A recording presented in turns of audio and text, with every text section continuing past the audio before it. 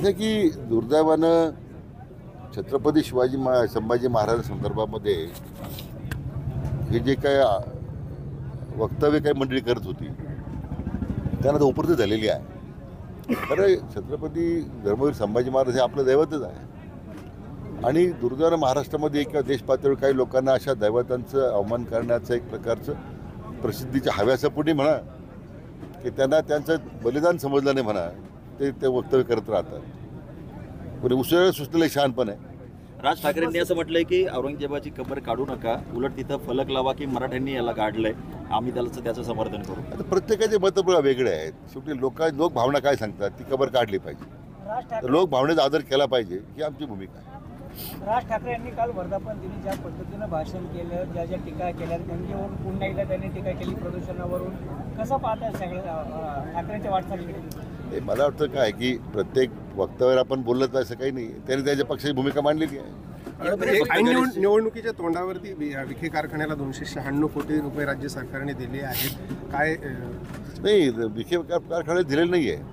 राज्यातल्या जवळजवळ 17-18 कारखान्याने पैसे दिले. म्हणजे सहकारी कारखानदारीला मदत व्हावी म्हणून NCDC जे आहेत, नॅशनल कोऑपरेटिव्ह डेव्हलपमेंट कॉर्पोरेशन, त्याच्या माध्यमातून हे पैसे मिळतात आणि ते राज्य सरकारमार्फत दिलेले कारण त्याच्यावर नियंत्रण असावं म्हणून. आता आपल्या जिल्ह्यामध्ये सुद्धा विखे पाटील कारखान्याबरोबर ज्ञानेश्वर कारखाना आहे, मला वाटतं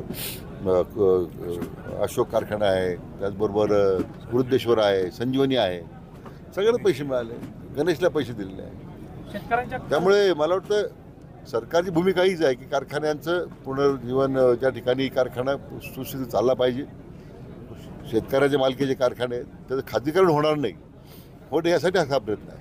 शेतकऱ्यांचं कर्जमाफी फक्त निवडणुकीपुरतंच होतं, त्यानंतर पुढे गेले असं एक राज्य सरकारने त्यांच्या जाहीरनाम्यात कर्जमाफीची घोषणा केलेली आहे. त्यामुळे आता असं आहे की 5 वर्षाचा राज्य सरकारचा कालावधी आहे. त्यामुळे सरकार काही कर्जमाफी करणार नाही असं कधीच म्हटलेलं नाही आहे.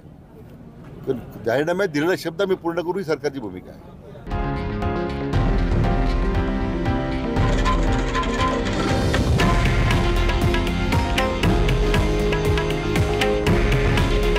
हे आहे देशातील नंबर 1 न्यूज नेटवर्क आणि आपण पाहत आहात TV9 मराठी.